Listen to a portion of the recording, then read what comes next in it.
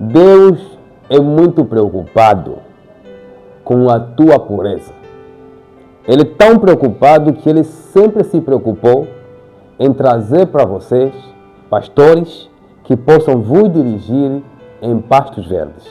Levar para vocês o melhor alimento, tanto espiritual quanto material.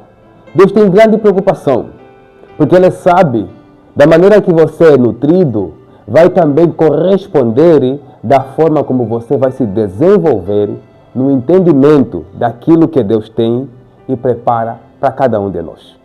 No livro de Judas, carta única, há uma recomendação e uma preocupação dos irmãos enquanto escreviam esta carta. E é sobre isso que eu quero que você hoje possa refletir. Sabemos que quando você se torna parte da família de Deus, a tendência das mudanças que Deus vai operando nas nossas vidas é que nos fazem gerar bons testemunhos. E esses bons testemunhos tendem a atrair outras pessoas também para Deus.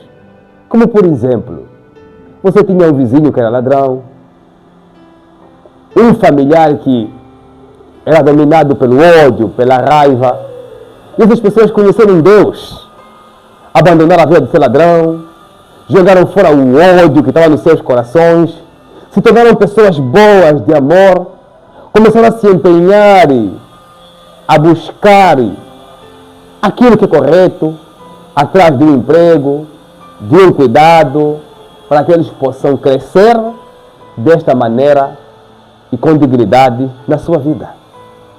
Só que sempre ocorre que quando a igreja está a crescer, também no meio da igreja começam a entrar aquelas pessoas que são tendenciosas em fazer coisas erradas. São tendenciosas em se desviar do caminho de Deus. E o tristemente é que muitas das vezes esses infiltrados se tornam líderes de grupos de pessoas em nome de Deus. Então começam a ensinar os irmãos que eles podem fazer qualquer coisa, até aquilo que está errado, que eles podem mentir, que eles podem maltratar os seus irmãos, que eles podem orar contra os outros, que eles podem praguejar quem lhes faz mal, que eles podem desejar maldade àqueles que o magoaram, contrariando muitas das vezes os princípios de Deus. Até alguns ensinam, olha, você vai casar, pode ter uma vida sexual normal, porque você vai casar com essa pessoa. Aí começam os ensinamentos que vão sucumbir àquilo que Deus já fez em você, já operou em ti, gerou uma transformação boa e com o tempo essas coisas tendem a morrer. Lembre bem, você que conhece Jesus, você que aprendeu a verdade, você que recebeu a transformação lá no teu coração, que anteriormente andava em treva, fazia deliberadamente aquilo que Deus não gostava, você que aprendeu a perdoar o teu irmão, aprendeu a orar a favor de quem te persegue, aprendeu a fazer justiça, a ser um exemplo no teu trabalho de bom caráter, de perdoar as pessoas, de ajudar quem precisa. Tome sempre atenção para que você, quando olhar para esses homens e mulheres que costumam ensinar que, olha, você já tem Deus. Deus entende tudo o que você faz. O teu pecado não é nada. Não vai magoar o coração de Deus. Podes pecar à vontade. O importante é você entregar o dízimo. O importante é você estar presente na igreja. O importante é você estar nos cultos. O importante é você estar no nosso grupo sempre. Subir conosco no monte, fazer oração, fazer jejum. Mas outras coisas não se preocupa, porque Deus compreende. Esses falsos homens de Deus, esses falsos pastores, esses falsos profetas, são pessoas que estão condenadas e que lá em frente vão pagar um preço muito alto. E você que é filho de Deus, assim como recomenda nesta carta de Judas, não caia nesse tipo de cilada. Quando você tiver vontade de cometer uma coisa que Deus te falou que é errado, não use a voz de um homem desviado para justificar o teu erro. Não use aquela justificação, Nós somos carnais. Jesus mesmo, ele que falou, a carne é fraca. Ei, meu irmão, claramente que somos.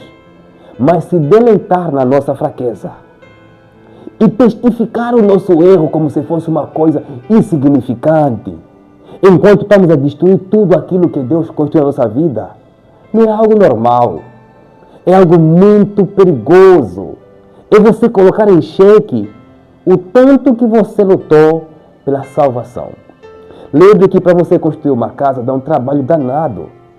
Não é fácil construir uma casa, mas destruir ela é muito mais rápido.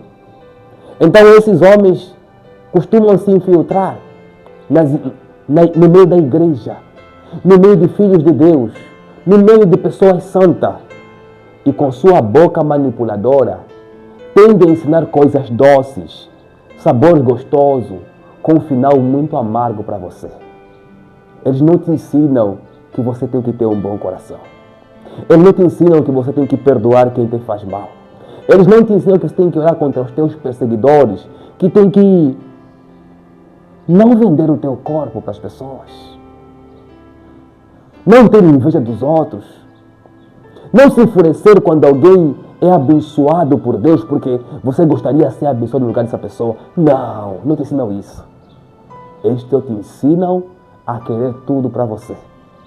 Eles só te ensinam a testemunhar aquilo que o diabo pode te dar.